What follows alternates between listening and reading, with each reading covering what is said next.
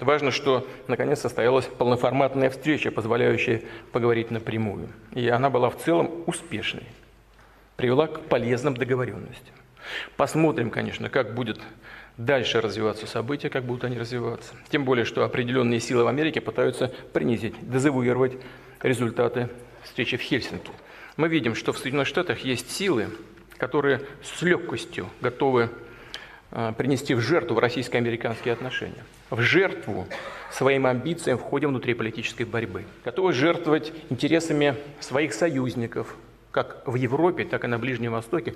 В частности, например, имею в виду интересы государства Израиль. Ведь мы говорили в том числе и об обеспечении безопасности на Голанах в ходе операции в Сирии. Судя по всему, это никого не интересует. Готовы жертвовать вопросами обеспечения своей собственной безопасности. Вот обращаю ваше внимание на то, что в 2021 году заканчивает действие договора СНВ-3. Так, по большому счету, мы могли бы жить и без него, даже еще несколько лет назад. Но все-таки сделали правильный шаг, пошли на заключение этого соглашения.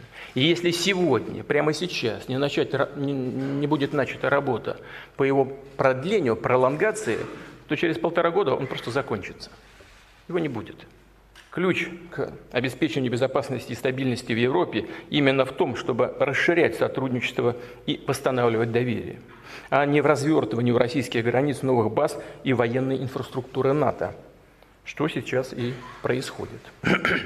На подобные агрессивные шаги, которые представляют прямую угрозу России, будем реагировать соразмерно. Нашим коллегам, которые играют на обострение, стремятся включить, в том числе, скажем, Украину или Грузию, в военную орбиту Альянса, следовало подумать о возможных последствиях такой безответственной политики.